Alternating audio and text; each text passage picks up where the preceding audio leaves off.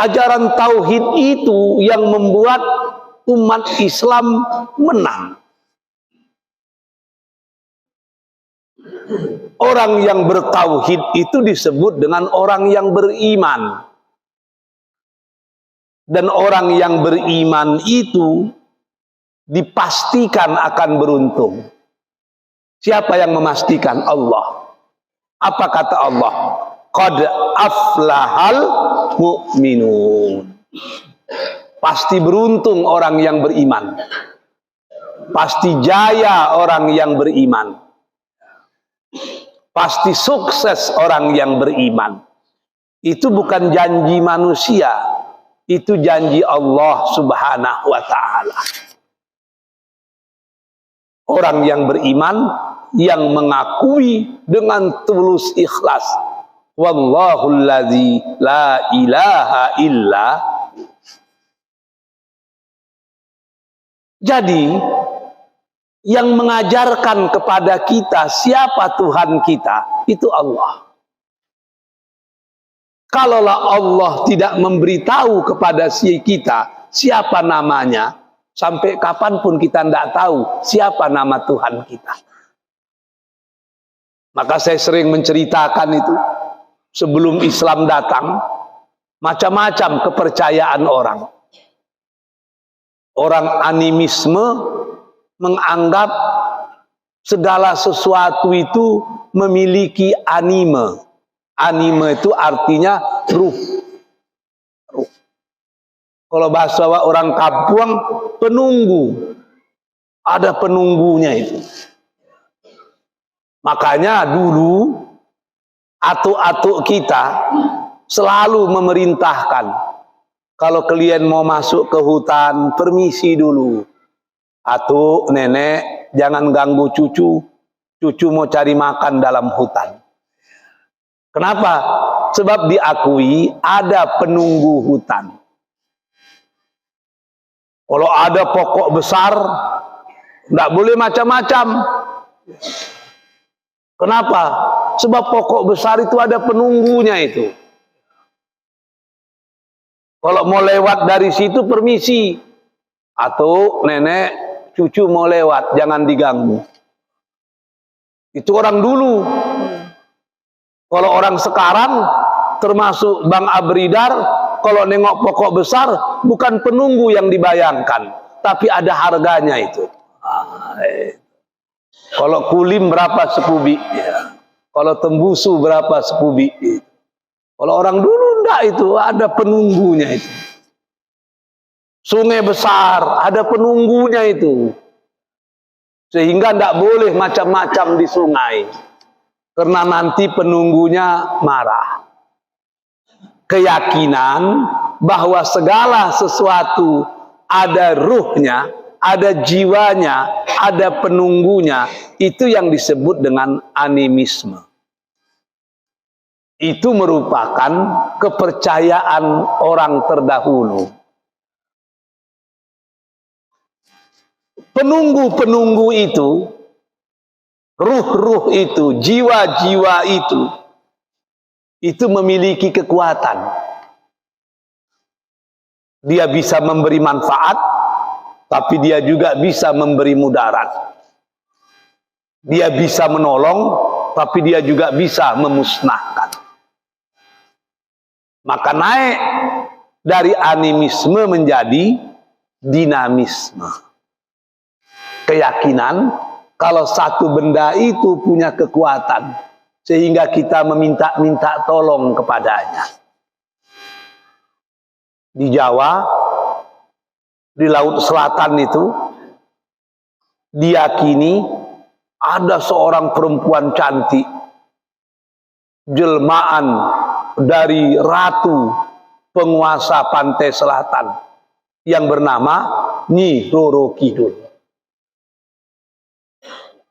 Agar kita aman-aman saja, nelayan pun aman ke laut, hasilnya gemah ripah loh cenawi, maka pada waktu-waktu tertentu diadakan sedekah laut. Dibawalah macam-macam makan makanan ke tengah laut. yang tidak boleh tinggal kepala kerbau. Dicampakkan ke laut. Untuk apa? Persembahan kepada Nyi Roro Kidul. Bahkan ketika Mbah Marijan masih hidup, terjadi gempa besar di Jogja itu. Ditanya orang kepada Mbah Marijan, kenapa terjadi gempa? Apa jawaban Mbah Marijan? Tahun lalu tidak cukup sesajen yang diberikan masyarakat kepada Nyi Roro Kidul. Luar biasa itu. Gunung juga demikian, agar Gunung Merapi itu tidak meletus, tidak meledak, maka perlu waktu-waktu tertentu diantar sesajen ke puncaknya. Sembahan, makan makanan, agar penunggu Gunung Merapi itu tidak mengganggu kita. Saya teringat itu ketika saya masih kuliah dulu di Kuala Lumpur. Dari kampus itu saya sering jalan kaki ke tempat tinggal, ke kos. Menjelang masuk ke tempat saya tinggal itu ada tepekong Cina. Di tepekong Cina itu di samping minuman itu macam-macam makanan diletakkan. Yang paling sering itu buah-buahan. Ada buah apel, buah pir, buah nenas. Dan setiap hari Jumat malam, di situ ada pasar malam. Macam-macam dijual di situ, termasuk buah-buahan. Lalu, kalau malam Jumat itu kami beli buah-buahan untuk makan di tempat kos rame-rame. Kawan sekamar saya orang Jawa Barat, baru meninggal kemarin, namanya Ki Barkah. Yang buat saya heran, tidak pun malam Sabtu, tetap juga dia bawa buah-buahan ke rumah. Saya nggak tahu juga, karena bawa buah-buahan kita akrab ya, saya makan juga. Tapi lama-lama saya curiga, saya tanya sama dia, Ki Barkah, dari mana dapat buah-buahan ini? Ada nenas, ada pir, ada apel, ada anggur. Kan nggak pasar malam, saya bilang. Daripada setan yang makan, bagus kita yang makan, Ustaz. Rupanya dikutipnya buah-buahan dari tepekong Cina tadi. Alhamdulillah, dia sehat-sehat saja. Rupanya lebih takut pula hantu ke dia daripada dia ke hantu. Itu kepercayaan orang terdahulu itu. Bahkan dulu orang tua-tua kita kalau mau mengambil rotan, mencari damar di hutan itu juga melakukan persembahan kecil. Paling tidak diletakkanlah rokok di ranting kayu. Dibakarlah kemenyan di ujung rokok tadi. Ambil kemenyan putih sedikit, letaklah di rokok yang menyala. Diletakkan, diselipkan di ranting kayu. Ditunggu sebentar. Ditunggu agak 2-3 menit, maka rokok tadi pun semakin habis.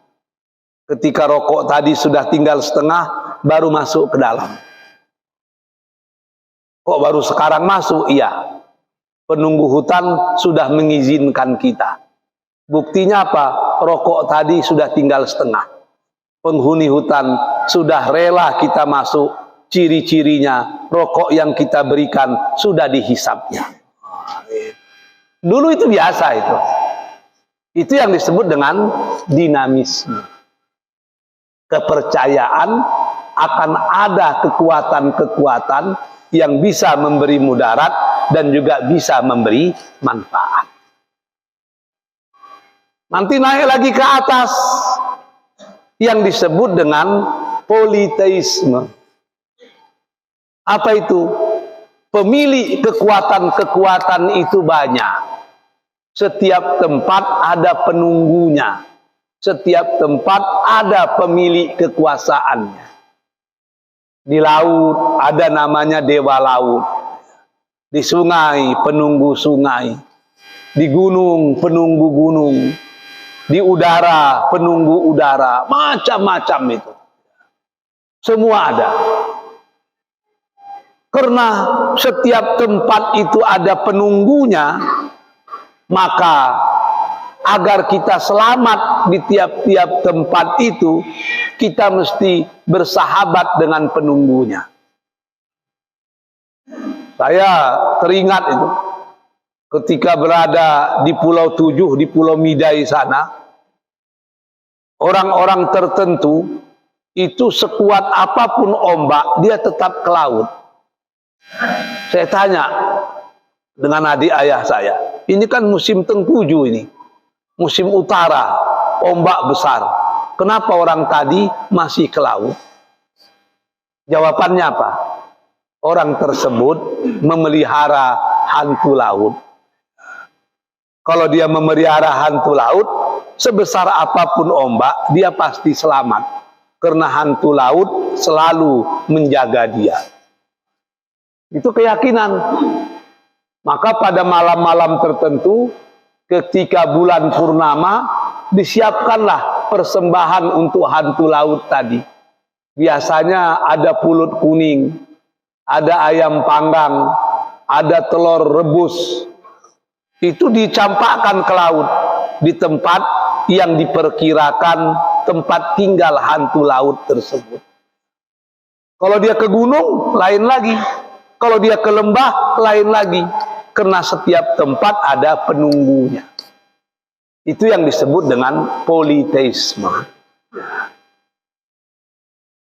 Penunggu-penunggu yang banyak itu memiliki kesaktian. Tapi ada satu yang paling sakti. Itu disebut dengan henoteisme. Naik lagi ke atas. Sesungguhnya yang berkuasa itu cuma satu. Itu yang disebut dengan monoteisme. Dalam agama Kristen Tuhan 3, tapi 3 dalam bentuk yang satu, 1 dalam bentuk yang 3. Itu disebut dengan Trinitas. Tapi penguasa tunggal siapa? Penguasa tunggal adalah Tuhan Bapa. Dalam agama Hindu demikian, banyak dewa-dewa, tapi ada 3 yang besar. Di antara 3 yang besar itu, ada satu yang paling berkuasa. Siapa namanya? Mahadewa. Dia percaya satu Tuhan, tapi dalam berbentuk yang lain. Di atas itu, ini yang paling tinggi. Itulah yang disebut dengan tauhid. Apa itu tauhid? La ilaha illallah. Tidak ada Tuhan selain Allah. Tidak ada penunggu-penunggu itu. Tidak ada jiwa-jiwa itu. Tidak ada ruh-ruh itu. Yang ada cuma satu. Siapa itu? Allah. Lalu kadang-kadang siapa yang bermain itu? Sehingga orang percaya pokok kayu punya kekuatan, sungai punya kekuatan, gunung punya kekuatan, laut punya kekuatan. Siapa yang bermain itu? Ini sesungguhnya adalah pekerjaan setan.